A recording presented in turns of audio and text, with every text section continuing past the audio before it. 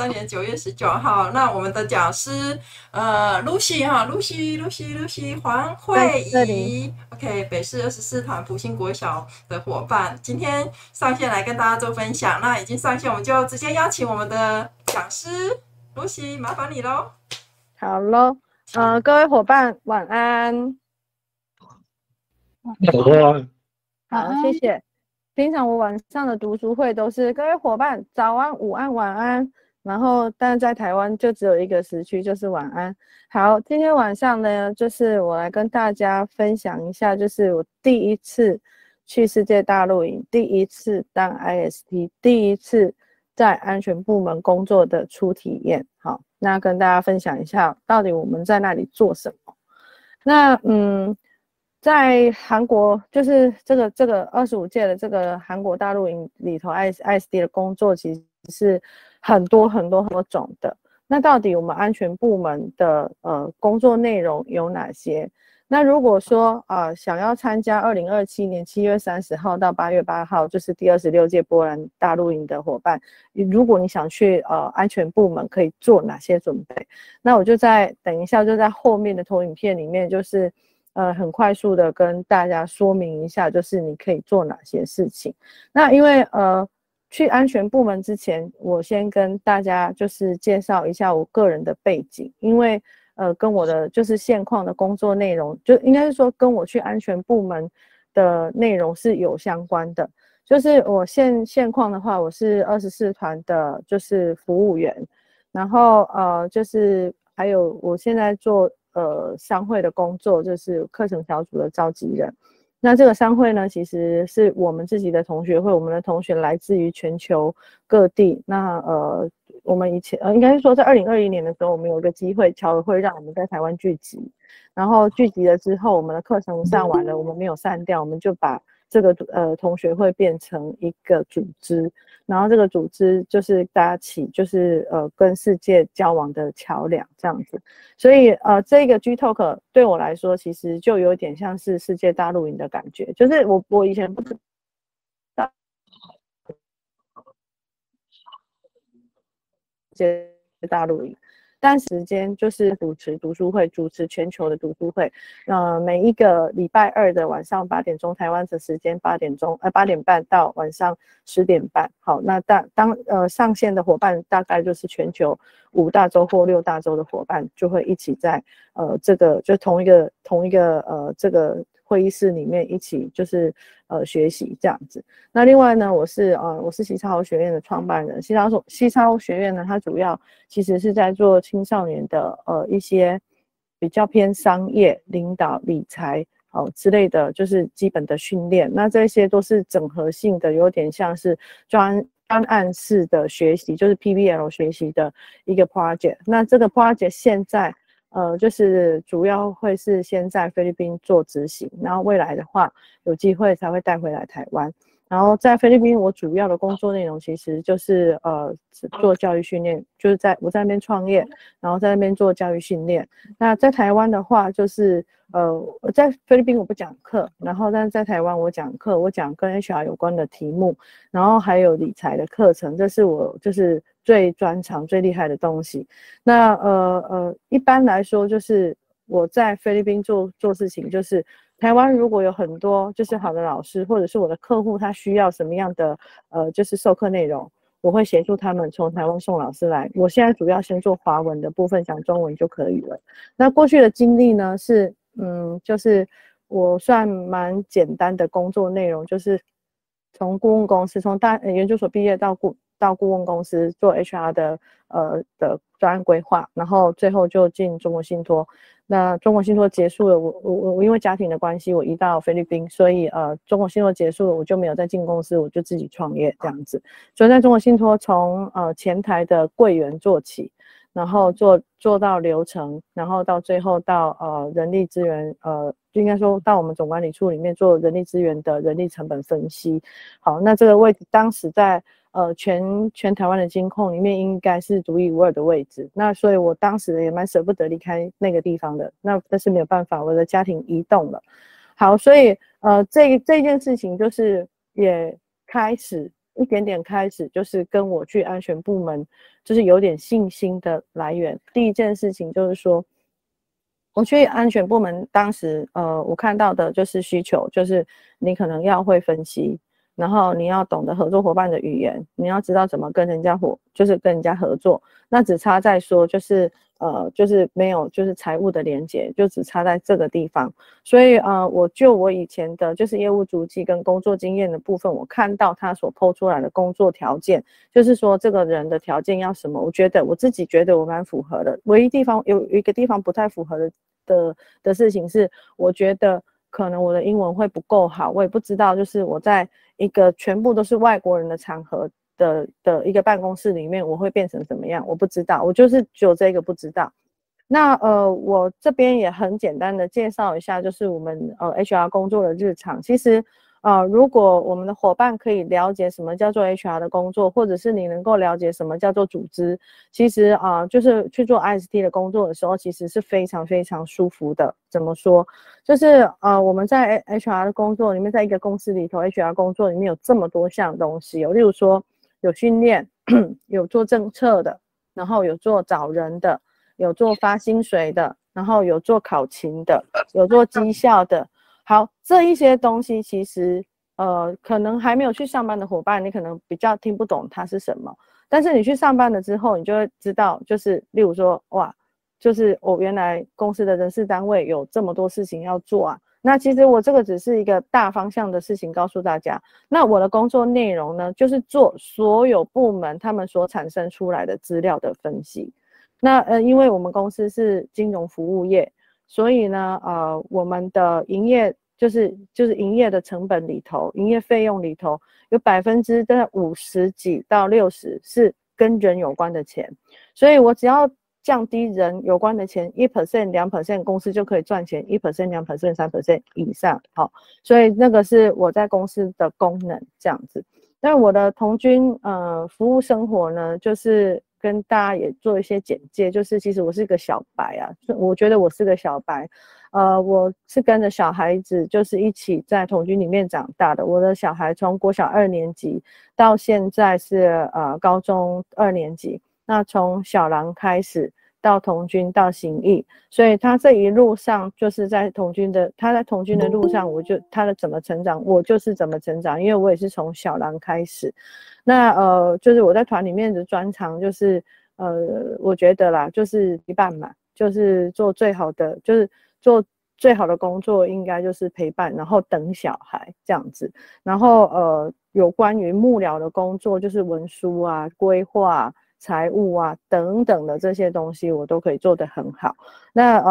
我也曾经就是在我们童军圈里头有机会把我就是在外面工作的这个教材拿来跟伙伴分享。那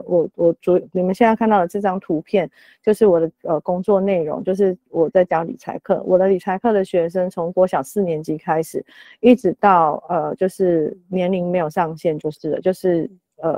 退休后的伙伴我都可以服务。好，基本上我的工作内容还有就是我的服务员的生涯大概是这样。那接下来呢，我就要进来跟大家介绍一下说我在世界大陆营里面做什么。那我印象很深刻的事情是我们7月29号先进了营地。那进了营地之后呢30、31号就开始，就是我们的部门开始对我们做教育训练，他就开始约我们什么时候要做 orientation， 来告诉我们说我们安全部门要做哪些事情。所以我们30号、31号一进营地，就是29号安顿好了之后，30跟31号有做这个 orientation 给我们。那在 orientation 的时候，其实还蛮重要的事情是，就是我们 safety 的这个 division， 其实我原本以为说，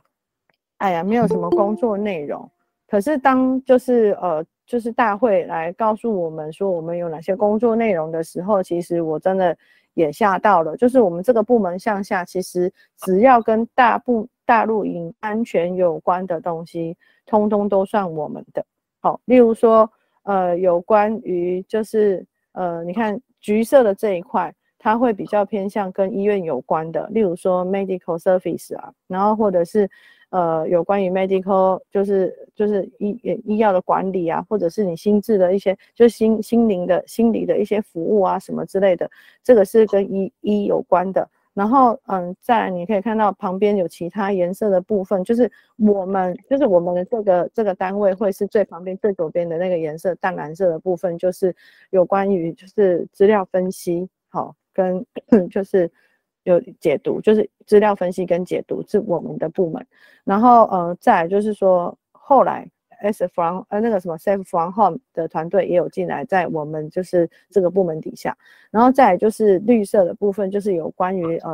大陆营地有关于犯罪管理就是的一些细项。然后黄色呢是跟营地安全有关的所有的细项，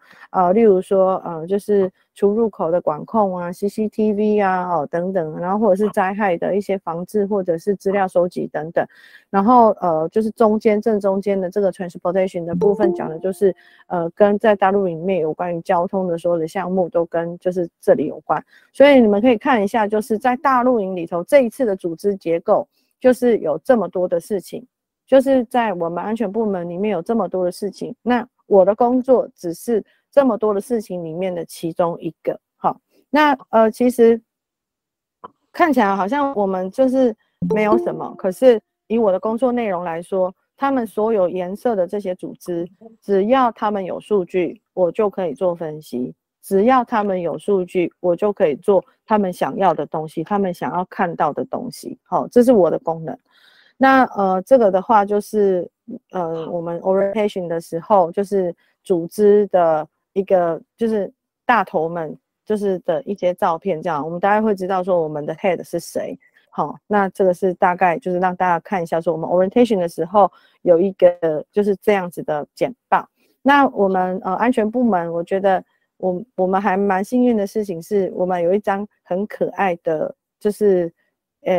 布章，就是这个黑色的布章。一开始的时候我以为它只是一张图，可是我们最后服务结束的时候，我们每个人就是拿到一片的时候，其实那种感觉真的是很特别，因为是大家都没有的。然后上方的这个帐篷的这个形状的布章是我们的，算是应该是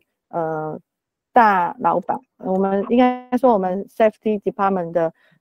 就是大主管吧。我们大主管我可以讲说是小盛他去就是设计跟制作的。那我觉得我们还蛮幸运的事情是，虽然说我们组虽然有外国人，可是就是我们有就是四个台湾人在这个团队里面。那虽然我们4个台湾人不一定会同时一起上班，就是我们会跟其他的外国人一起排班一起上班，可是我觉得就是还蛮难得的情谊，就是说你都到了国外，然后你可以就是被自己的人照顾，那种感觉真的是很不一样。尤其在办公室里面，因为办公室里面有很多的角力，那我们还好，就是小盛就是在里面他比较清楚跟了解，就是就是现场的状况，然后可以帮我们排除很多就是一些要上演甄嬛传的事情这样子。那我觉得这个是还蛮难得的事情，然后我也很喜欢，就是我在这里认识了就是我平常不会碰到的伙伴，而且来自全台湾各地这样子。好，那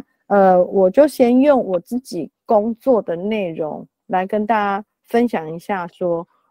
我在大陆营里头，我如何就是把数据变成就是有用的可以判断的资讯。那要有这个技能，就是我们就是要懂什么东西。好，那我就用我的工作的一些文件跟大家分享，可能大家会比较容易进入状况。好，例如说这个是我用公开的资料做出来的东西哦，就是我没有办法拿真正金控的东西给大家看，但是我用公开的资料就可以给大家看。例如说，好，我现在的范围我要做就是2023年金控 EPS 排名前5大的分析，人力成本分析。那我就会讲一下说这些公司，就我会把资料先给弄清楚，让大家知道说这些资料是什么，然后公司就是有哪些公司。那在过去呢，其实不管是我们或者是主管们，他们习惯的事情是做这样子的事情。在世界大露营的各个角落，就是有在做资料收集的部分，也都是做一样的事情，长这样。就是我记得我曾经在 FB 上面看过赖德团长，就是po 了一则文章，就是讲说他进医院的部分。然后我印象很深刻的事情是他那个在医院里头，他拍照出来，就是里面的伤病的种类，然后还有人数的次数等等的那样子的资料，就雷同像是这样子的资料。那我这份资料讲的是营收，好，那所以过去的话，我们如果这样子看资料，如果你对于这件事情是不了解的人，你不知道这个资料对你来说，对我来说，到底是就是重要的还是不重要的，是有危险的还是没有危险的。就像例如说就是在 hub， 就是那个 hospital hub 的部分，我觉得我们遇到一件很恐怖的事情，就是说很有可能在 hospital hub 的部分，他们在收集资料的时候全部是手写的，那手写的部分也没有人更新到一个集中的地方，所以大露营的场地有几个 hub 就有多少组数字，可是这些数字有没有办法被兜起来，永远没有人知道。好，所以我觉得这个就是我们这次在大露营里面也遇到的问题，就是说我们收不到我们想要的资料。好，这个是这个方向，然后这个又是另外一组数字，所以你会看到就是我们要做分析，我会知道很多组数字在这个地方，可是这么多组数字用那样的方式，我觉得给管理单位来说，就是尤其像以我们就是在我们有点像是中控中心，我们中控中心来说，我们收进来的资料如果没有办法转化成像这样子的图的时候，是一件很可怕的事情。原因是你不知道现在发生什么事，尤其是就是是不是能够做成即时的或者是动态的图，你完全不知道发生了什么事情。好，所以这个是我在服务。就是不管是我的客户的时候，或者是我以前在中国信托工作的时候，就是我提供这样子的资讯给老板看，让老板知道说啊，我跟我的竞争者的这个营收的评比的状况长什么样。那当你自己知道你的线在哪一个位置的时候，你就会知道到底发生什么事情了，那个数据到底我要做哪些事情。好，所以这个是我觉得我自己就是在那一个工作上非常有自信的地方，就是我过去的工作经验可以就是很容易的让我在那个位置上上手，而且我可以很知道整个大露营的就是角度视野会是什么，他们想要看到什么，我可以做得到。好，所以你可以看得到，就是我做的这些事情都是把我的每一张图都是有一个一个的数字堆叠起来的。好像是这样子，就是你就可以判断非常非常多的事情。那这个东西呢，就是我的平常的工作内容，我就是很快速的给你们看一下。那例如说像这个资料的整理的部分，我的习惯跟做法也会是这样。虽然它可能是一个文字，历届的世界大露营可能是一个文字，例如说1920年是英国。然后1924年是丹麦等等的，是它虽然可能是这样的一个文字，可是我的习惯就会是把就是文字的东西做成文字或数字做成格子。那我放到格子里面去的时候，你就可以一目了然。你在这张图里面，你一次就可以看到，就是1到25届是谁办的活动，然后谁出现的次数比较多。你可以重复的看到哪一个国家的国旗，所以对我来说，我的工作的专长就是在做这件事情。我可以把资料分出来，我可以让人家一目了然去看得懂，就是这些资料在做什么。好像像这些基本资料，例如说大露营的国家数、参与人数，然后参与最多的国家人数，或者是参与人数的 breakdown，IST 多少人，然后participant 多少人。然后就是 CMT 多少人 ，JMT 多少人，整个组织多少人等等。简单一点讲，其实它就是我 HR 的工作，所以我对于组织的东西，其实我是很有感觉的。就是对于我在这个位置上工作，我是很有感觉的，我很快就可以知道，就是我到底在那个位置上我要做什么，然后我可以做什么。那我想要跟大家分享的事情是，这份 daily report 出现之前，你们可以看到这份 daily report 它的时间是8月10号。那为什么是8月4号？我想要跟大家分享一下一个小小的故事，就是这个故事也会影响到就是整个大陆营的运作，就是顺畅不顺畅与否，我觉得是影响非常大的。我不管是我觉得不管是世界大陆营，或是台湾的全国大陆营，或是哪里的就是大陆营，我觉得有很多的事情我们应该要做一些就是更好的准备。我讲的准备指的是什么？例如说，好，我们 safety division， 我们知道我们的工作内容是什么，但是我发现一件事情，就是没有幕僚单位，就是应该是说这一个部门里面，它没有一个幕僚在那个地方。什么意思？我过去我就是那个位置，我是一个幕僚，我可以掌控组织，我可以我所谓掌控组织不是那些人事权啊，不是的，我会知道就是组织的运作，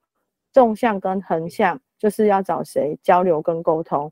所以幕僚团队如果能够存在，其实这个是一个很大的帮忙。好，那你看为什么我8月4号才开始做这个 daily report？ 最主要是因为他们在大陆营之前，其实我觉得小盛他是我们主管嘛，他也很辛苦，他在跟大会在沟通的时候，实际上遇到很多很多的困难。大会他们没有办法想清楚到底他们要做什么，他们知道要资料分析，但是他们不知道要资料分析什么，他们不知道资料要怎么分析，到底要分析多少资料。所以在这个我们还没有出发之前，其实我们虽然小组就是国内的小组，台湾的小组有开过会，大家心里头想要知道就是安心一点，知道我要准备什么去。例如说我是不是要带软体去，我是不是要带自己的电脑去，我是不是要带什么样的帮助这个工作的东西去。可是当时我觉得还蛮可惜的事情是，我们没有办法从大会那边知道就是我们可以做什么。所以当时我就觉得哇，他们好厉害哦，就是好 freestyle 哦，就是像这样的事情对我来说，或者是对组织来说，其实对我在工作的组织来说，其实都是第一步。这些东西如果没有规划好，你到了现场之后你会发疯的。为什么？因为你完全搞不清楚到底你要看什么。那果不出其然，就是我们进了办公室之后，虽然看起来就是其他的部门的同事就是也在我们身边，在就是很忙碌的工作，那他们有他们的烦恼，我们有我们的烦恼。他们的烦恼是接进来电话之后，然后就是收集到资料之后没有办法找到适合的人来做解决，然后因为他们不知道找谁解决，那他们我所谓不知道找谁解决指的是韩国的就是组织的部分，就是没有办法就是衔接的很好。那这个没有办法衔接的很好，就最诡异的地方就是最前线他放了西方人讲英语的人，中间应该有一个夹心饼干，应该要有翻译，最后一线才会是韩国人。可是翻译没有时间去翻译那么多前线进来的电话，他们怎么样也想不到一天里面同一个时间进线的电话的量那么大，而且重复发生问题的量那么大，那到底谁可以来解决？就是在当时是很可怕的状况，是不知道要怎么办。对不起，我喝一口水。所以当时他们有开始收集资料，可是我们拿不到我们想要的资料，所以在8月1号我们就在那边等，8月2号我们也在那边等，到8月3号还是等。但是8月4号为什么有就是不一样的结果？是因为8月3号的时候，英国说我们要撤退了，我们要去首尔了，然后这个动作才让办公室的很多就是工作的情况变得不一样。但是我在那里我看到的地方是在于说，像例如说我们前线接电话的就收集资料的那些伙伴们，其实我觉得他们很棒，他们从第一天开始改善，就是如何缩短跟韩国人沟通的路径，这是我很大的学习。然后他们原本是没有标准的一个作业流程的，那到最后为了让就是让灾难的这个电话进来可以顺畅的被解决，然后他们就是很快速的设计的就是流程，那他们也很快速的设计表单，怎么样去登记就是他们接线进来的所有状况的分类。那当然他们做了这些事之后，才有所谓的数据分析这件事情。好，所以1到3天这件事情是从没有到有，1到3天是从没有到有，那慢慢的有。那原本从英国撤退了之后，我们第4天进来上班，我们就发现一件很有趣的事情了，就是Watson 的人，很大量的 Watson 的人进了我们办公室来跟我们讲说，我现在是做哪一个位置，我是哪一个位置的 head， 所以就是你们就是工作的这个过程当中有什么样的问题，或者是有什么样的事情要回报的，你可以来告诉我。所以我们也在8月4号之后，就是比较有机会去 touch 到可能拿得到的资料。所以我们我就有机会8月4号的时候，我就开始有机会去跟他们沟通说，其实我们这一组人的功能都就是在这里，然后但是看起来你们很需要我们，可是没有人知道怎么用我们。那有时候我觉得还有一件事情就是我们还挺弱势的，就是说我跟澳洲的同事坐在一起，我澳洲的同事他是在澳洲的工作是类似像是在国家统计局就是工作的伙伴，所以其实他就是也是非常厉害，他坐在那里一眼看了资料，他就知道这些东西要怎么分类，然后要怎么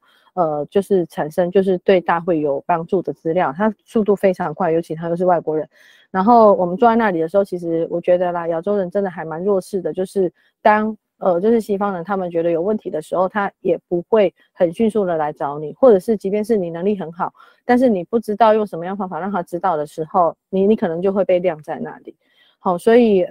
我觉得这个是我这次的学习，就是说至少我想要来这个办公室学一点什么东西回来，所以我也主动的去就是跟后来进来的 Watson， 因为为什么我们跟 Watson 讲，是因为之前我们跟就是我们的主管跟例如说韩方在做沟通的时候，根本就是没有结果，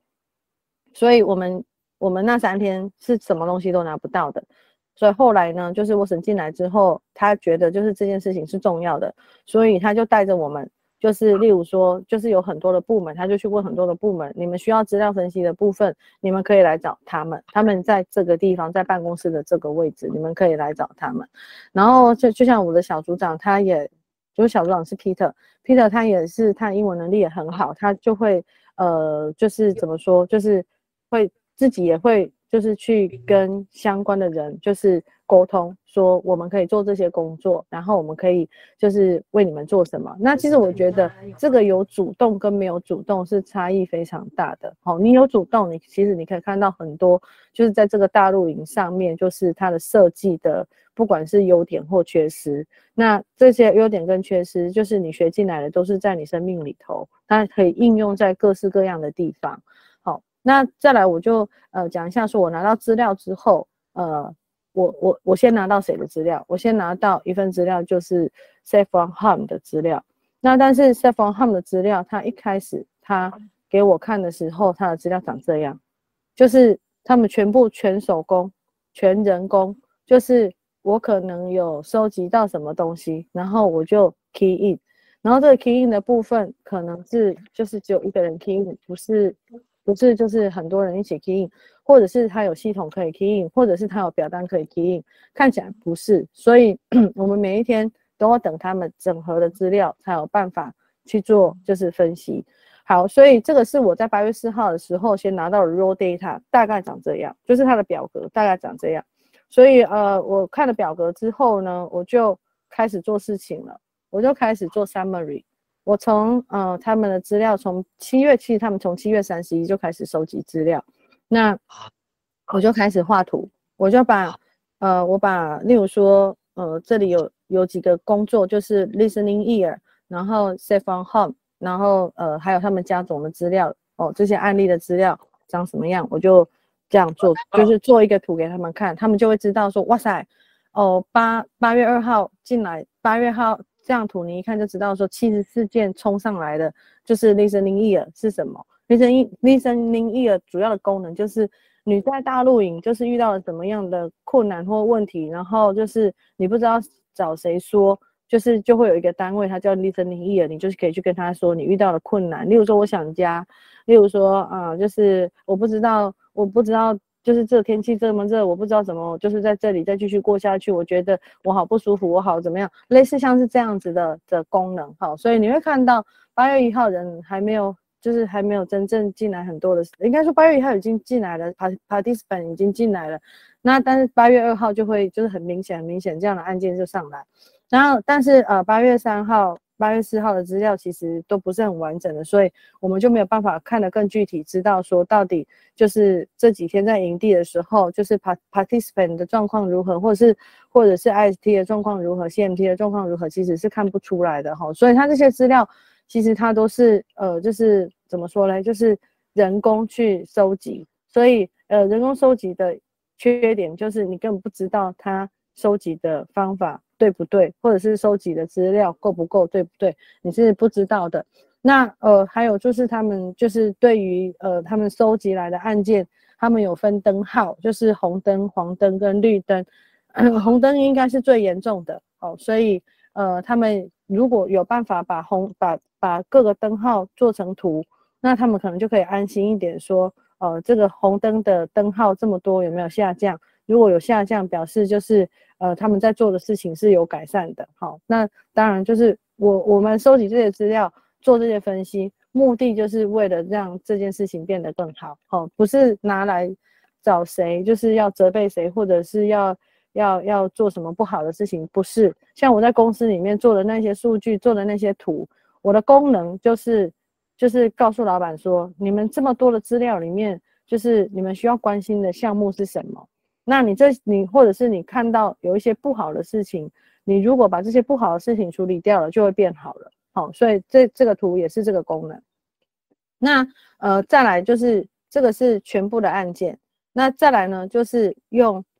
我就开始 break down 了。break down 就是说listening ear 的部分，他们红灯、黄灯、绿灯长什么样。然后就是这个还有更 detail， 就是说他们应该是说就是更小的单位里面，他们的资料长什么样。那 safe on harm 的部分就是红灯、黄灯、绿灯它长什么样，更小的单位它长什么样。那这个是任务1，就是但是我说实在话，就是因为它的资料收集的内容跟方法非常的简单。所以我能够为他们贡献的东西不是太多，就是我只能做这样子的东西给他们看。但是管理单位的人看到这样的资料，他可能就是可以快一点去判断说这样的事情是有变好还是没有变好，他们可以快一点。但是说实在话，以资料的收集的方法，还有资料收集的正确与否，我们真的没有就是不会就没有办法知道。好，然后我觉得像以这个案件来说，未来 safe on harm 他们应该要有更具体的一些例如说就是他们管理的内容出来，例如说 safe on harm 他们存在这个组织存在，他为了是要管理大陆营里面的什么样的事情，那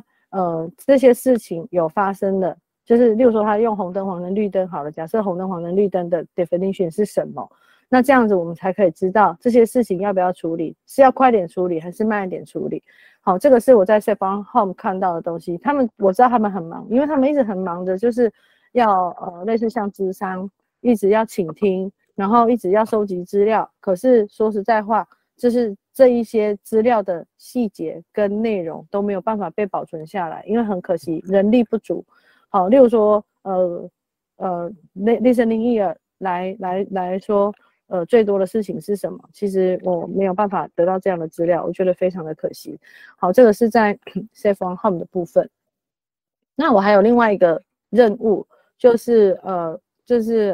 这个大陆营的 daily evaluation。那大陆营的 daily evaluation 其实简单一点说，就是有点像是客户的满意度调查表。那其实我也不知道他这个东西是怎么发出去的。那我可以看得到的事情是，我收到这个资料的时候是已经都700-800笔资料，有700-800笔以上的资料。那这些资料的部分就是像这样量化的东西，就是我们的问卷设计有2种，一种叫量化的设计，一种叫质性的设计。在量化的设计的部分，他们用的系统可以直接帮他画图，所以你就可以看到这个图就是就是大家对于这件事情的满意与否哈，就是例如说非常满意的占11%，然后一点点满意的就满意啦35%，然后好像没有满意也没有不满意的大概20%，然后不是很满意的20%，非常不满意的14%。那他们从这样的资料来看，他们就应该心里头要有些底例如说，如果我是一个做满意度调查的人，我原本设定的目标，我当然最希望的事情是看到大家都满意，所以非常满意加上满意的成绩应该是多少才是合理的。然后在于就是没有什么表态或者是不满意的部分，应该占什么样的百分比是合理的。那如果这个百分比过高，那我们就要再去找原因，怎么样去消除这个不满意的原因。好，所以这个是这张图就是能够对于大陆营就是很有帮助的地方。那我接这个工作的时候，其实量化的部分基本上我不需要做，因为它的系统就已经把资料做好了。那它没有办法做的是像这样子的资料，它的 response 就是它的回应，它有开放式的题目。那开放式的题目你会看到全世界各国的各式各样的语言。那这样的语言我怎么样把它做第一个先把各式各样的语言转化成英文，再把英文的这些项目就是一个个去，应该说先 review 完了之后再把它分类了之后再把它做成图表，让全部的人可以很清楚的看到说，例如说满意是因为怎么样满意，不满意是因为怎么样不满意，那这样的话就可以再往下做改善。好，所以其实说实在话，我接到工作，就是我真正去上班，我每一天都去上班。那除了我排休的时间不在之外，我只有排休到1天，刚好排休到1天，然后之后再排休，就是要排休的时候就已经大撤退了。所以简单一点讲，就是从8月1号到8月8号里头，我进了办公室进了7天，不对，8月1号到8月7号，我进了办公室6天。那这6天当中，其实我们真正能够发挥功能的地方，我觉得有点可惜，就是我在就是等于说第4天之后才开始，就是能够做这些事情。好，那这个是我可以做到的任务。好，那再来呢，就是也跟大家分享一下，就是说我这次去参加这个大陆营，他给我的世界观，就是我还蛮开心的，就是我有走这一招。那当然，我出门之前，我其实对于就是什么叫世界大陆营，我是没有想象的，原因是，我没有见过那样的场面，虽然我有去看过或听过其他的伙伴去分享历年他们就是去大陆营的样子，可是说实在话，一个亲身体验跟大家跟你分享很多次，好像就差了那么一点。但是当我自己亲身去了1次之后，我就发现，哇，大陆营是长这样的哦。那其实出门前应该要有更多的准备才对哦。就是之前前辈就是在讲不能想要准备哦，要什么准备，要什么准备，要什么准备。其实我当时就觉得我也算轻忽了，我觉得是有这么复杂吗？然后但到了那里之后，我就发现哇，真的还是不够，准备还是不够。那这次的Jamboree， 其实我印象最深刻的事情就是哇，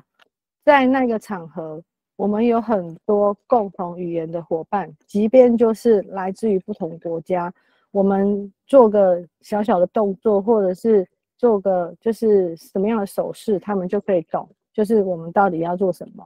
那我觉得在那里也很容易就是结交新的朋友，然后也很容易就是去跟其他国家的人做交流。我觉得这是一件很不容易的事情，尤其在台湾。我觉得在台湾就是我们要碰到像这样的场合，或者是这样子的活动，其实是困难的。那因为我自己现在算是久居在国外，所以对我来说，就是这样的环境，我其实没有就是没有很惊恐。我觉得哇，又更大了，这个世界又更大了，然后太好玩了，这对我来说。那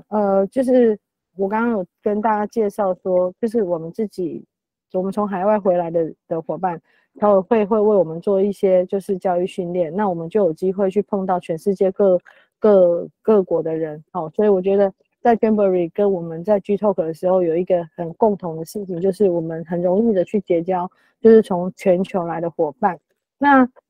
到大陆营这边，我也遇到很多就是外国人，就是我觉得他们真的都很不简单。他们你看我们办公室每天都有狗屁倒灶的事情，每天都有。然后你会看到从第一天到第二天，你会看到人从没有脾气到有脾气。但是我觉得就是外国人他们在处理这件事情的时候，我觉得很棒。怎么个很棒法？我们每一天早上进办公室的时候，他们会把我们聚集起来，在就是办公室门口，第一个先倾听，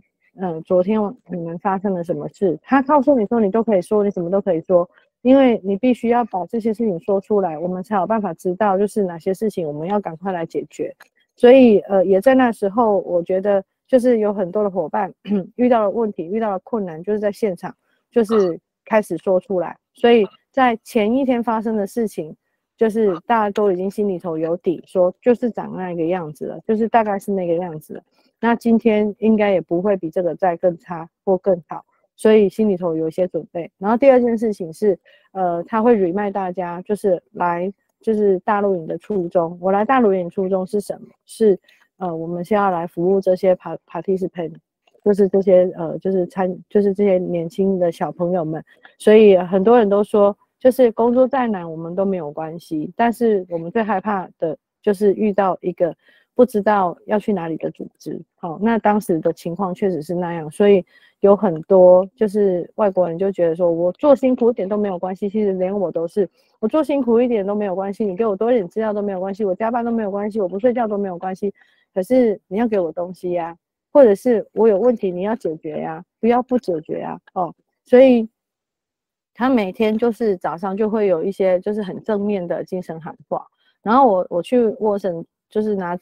资料做分析的时候，我也发现沃省团队他们也会有这样子的就是工作的气氛跟氛围，就是他们在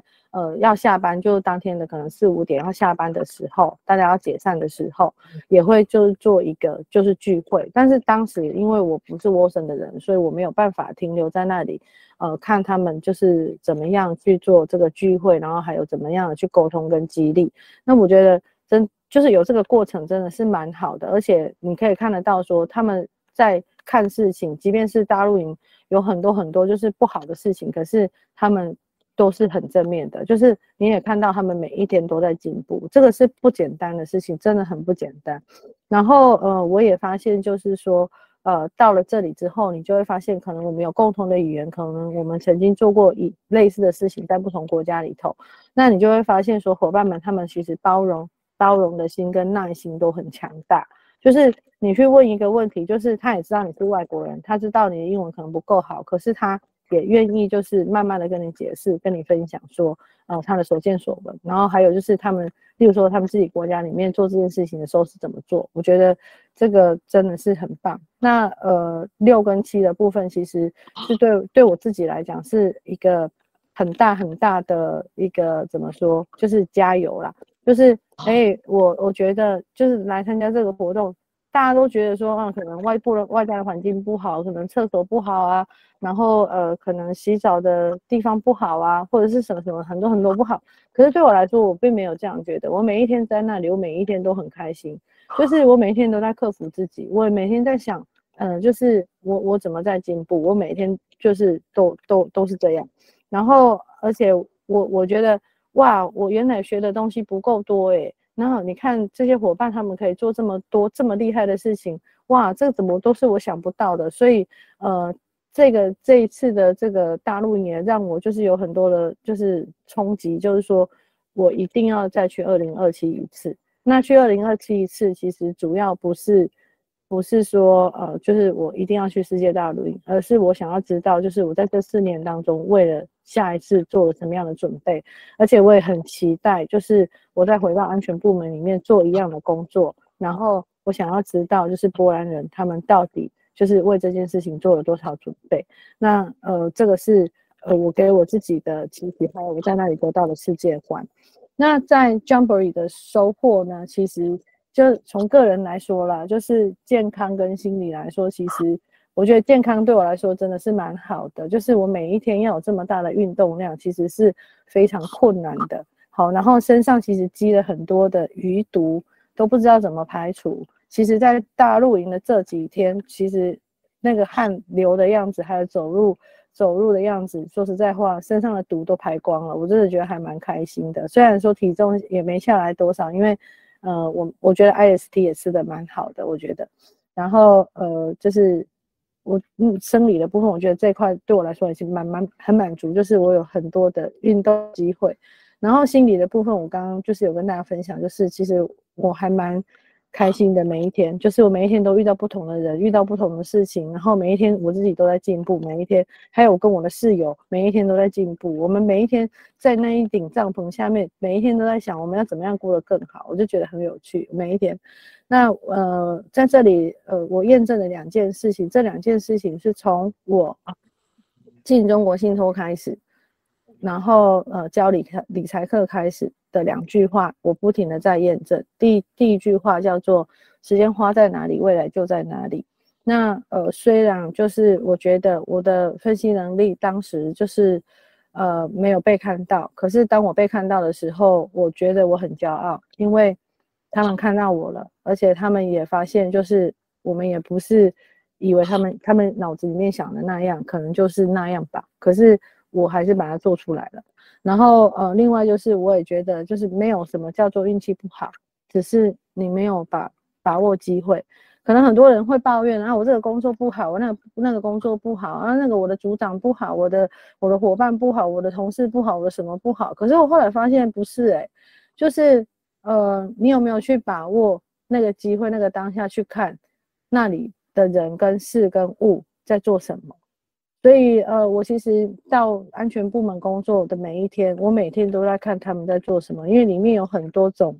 类的人在那里。那我觉得还蛮有趣的，就是有些人就是做到疲于奔命，然后但是就是事情还是做不完。有些人坐在那里呼吸空气，他还是坐在那里呼吸空气，他还是没有办法就是为这个地方有一点什么贡献，不是他不想做，而是他拿不到任何东西可以做。所以这个也是很有趣的事情。所以我从这里我也学习到说未来不管是就是自己团的活动，或者是如果有机会去参加，就是例如说市的大露营，或者是全国的大露营，有机会去做 IST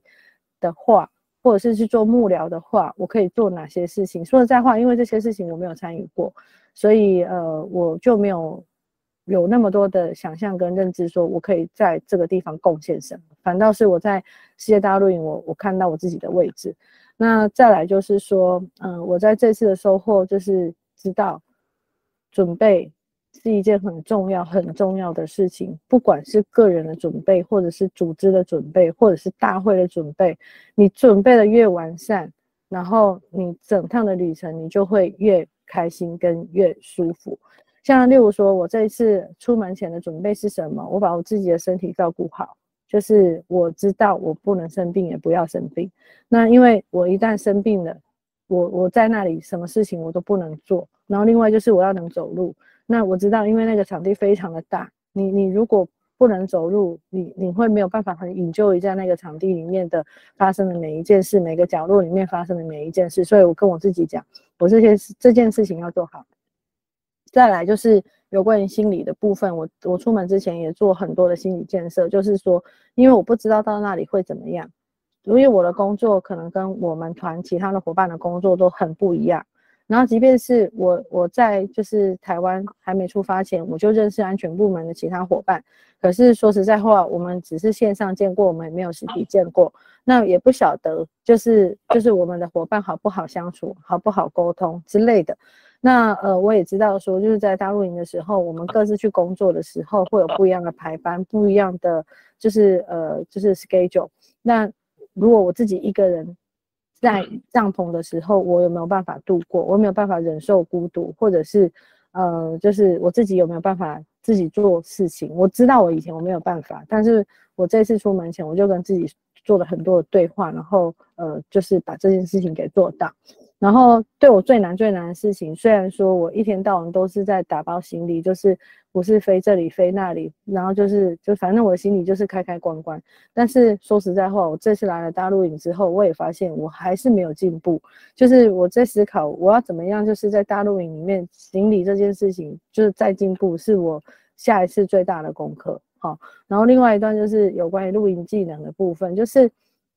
我没有想过，就我每一次我们搭帐的时候，就是可能是白天，然后我们的帐篷可能就是都是很棒的帐篷，就是我所谓很棒的帐篷是很防呆的帐篷，你只要这样做，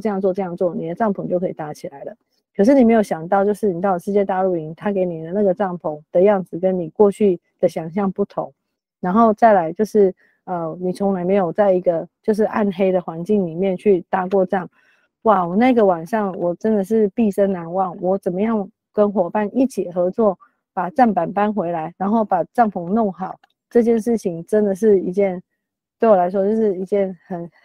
很有成就的事，就是摸黑搭帐，然后还完成，然后还没有被大雨淋坏，然后没有被风吹走，所以我觉得还蛮有成就感的。然后另外就是有关于饮食的部分，就是其实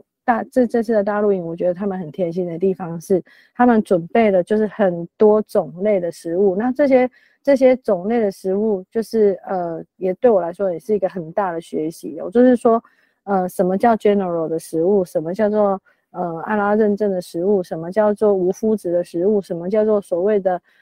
就是素食主义者他们吃的东西。那这样他们这样子的安排，就让我对于就是未来活动的设计跟进行的时候，其实有很大的帮助。因为过去我们的视野可能没有那么多，没有那么大，你可能就只会接触到荤食跟素食，然后就没了。而且我这次印象更深刻的事情是，我们每一次去吃饭的时候，就会被问到说你有没有食物过敏，什么样的食物过敏，什么样的食物过敏，有吗？如果有，这个可以拿，这个不能拿之类的。那其实这个吃饭的东西，过去我都不在意，我也没有觉得就是有什么困难的。可是我这次去了看了 IST 给我们的供餐之后，我发现那是一个学问，就是你怎么让每一天去吃的每一餐都有新鲜感，是非常非常困难的事情。但是我觉得他们应该是做到了，因为我每一天都吃的非常好，这样子对我来说。那下一个准备呢，就是有人问我说，如果假设26届的这个露营还要准备，那我们要做哪些事情？我这次的体验是这样啊，我觉得就是共同要做的事情，就是要自己学会准备这件事情，然后还有英文能力。因为我觉得你在一个国际的场合，如果你能够具备基本的沟通能力，你能够了解别人说什么，你能够表达你想说什么，在那样的场合其实是非常享受的，非常 enjoy 的。所以我以前真的是英文不好，可是我到了菲律宾之后没有办法，我从零开始，因为我要在那里生活，所以我也是从2015年开始把我的英文慢慢的练，慢慢的学。然后其实这个场合也对我来说是一个验证的场合，就是让我知道说，哇，我之前的努力就是到底是有效的还是没有效的。那验证下来我还是觉得不够，所以我这次回来我也给自己再设定下一个目标，就是我要变成一个 native speaker。 什么叫 native speaker？ 就是跟原生种一样，就是能够就是讲出来的英文跟逻辑是尽量靠近原生种这样子，这个是我下一次要达到的目标。那这次的参加活动有很多个组织嘛，例如说 CMT、IST， 然后跟 participant。那我觉得 CMT 的部分，就是我刚刚讲的共同的事情是 CMT、IST 跟 participant 都应该就是要具备的能力。那 CMT 的部分，其实我觉得这一次我第一次去，所以我其实说实在话，我不是很理解 CMT 它真正的功能是什么，然后能够给我们的是什么。其实说实在话，我在大的就是这个露营的就是这个大露营的这个现场，其实基本上我没有很清楚的去 get 到，就是所谓的 CMT 能够有什么样的功能。那我用我自己就是在组织里面的经验来想，我在想它应该算是一个管理单位，就是一个国家代表团出去的管理单位、幕僚单位。那这样幕僚单位他们有没有做好我刚刚所说的幕僚的工作？其实我觉得这件事情真的非常重要。幕僚的单位如果他能够就是准备，然后还有就是想的很多事情很周到、很细致，那整个国家代表团的伙伴，不管是 IST 或者是 participant， 他们会在这个会场上就是有更多的发挥跟享受。好，所以我觉得就是一个管理单位、一个幕僚单位，它的功能真的非常重要。而且我觉得就是这样的单位的人，其实说实在话，能够想要做这件事情的人，真正去做这件事情的人是非常了不起的事情，因为他们就是我觉得他们要付出非常多的时间去做这些事才是。但是我要讲的事情是说，为什么会提这件事情？是因为我觉得我这次很可惜，我没有体验到就是所谓 CMT 的这样子的内容。所以我觉得，未来如果有机会我自己去做 CMT 的话，我可能就是对我自己的期许会是不一样的。那当然，IST。如果我有机会做 IST， 我真的很想再去做 IST， 因为我觉得就是我去找我喜欢做的事情，然后去发挥我自己就是最厉害的事情，然后就是你还可以看到就是同领域最厉害的人在那个地方，或者是更厉害的人在那个地方，那个学习那种成长那种成就感是不一样的，所以我才对自己就是很有想法，就是说我如果有机会就是再去一次世界大陆营，我还要去同一个部门再去做同一件事情，而且我要实现就是我的功能在那个位置上的功能。那 participant 的话，我是觉得就是知道怎么玩就好了。我觉得台湾的小孩真的很辛苦很可怜，就是他们出去大陆营了，他们很有可能不知道怎么开始跟人家玩。那一开始有可能是语言不通，再来另外一件事情就是他的准备不足，因为他们都是一生一次第一次去参加这个活动，所以他们没有太多的想象，知道说我到底要做什么事情。其实我看到有一些人很可惜，就是没有真正去享受到，就是在这个大陆营要 deliver 给他的一些美好的事情，我觉得有点可惜。所以当我有机会再去带到就是我的伙伴，可能14岁到17岁的伙伴，他们未来要出门之前，我可能会跟他们讲就是你应该要做哪一些事情，你在那里你会非常的 enjoy。那像以我儿子为例，我觉得我儿子这一次去大陆营回来之后，其实我觉得还蛮棒的，就是他每一天下了课之后，功课做完了，他有时间足够的时间去跟全世界的，就是他在那里认识的伙伴做沟通，做闲聊。然后甚或是他们约定说我们在什么时候就是可以就是一起在什么地方再碰面。那我觉得那种情谊跟就是友情，就在这个地方建立的这个友情真的是跟一般很不同。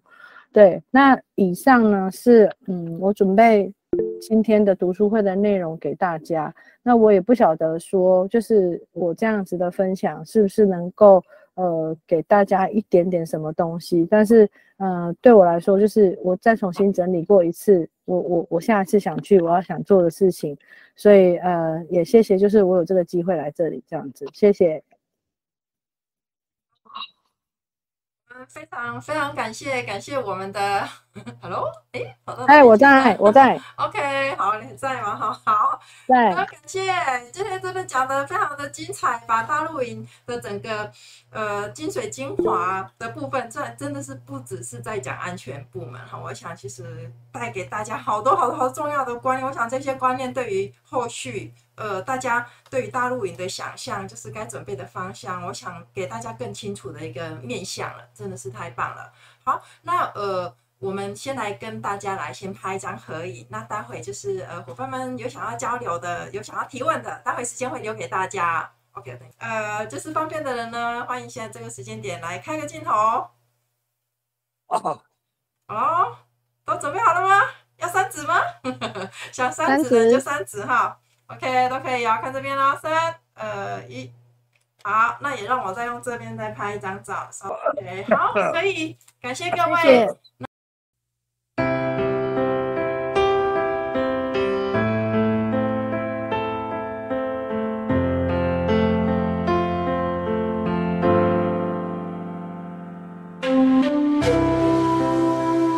感谢观赏费学院讲座，记得帮忙按赞、订阅、分享，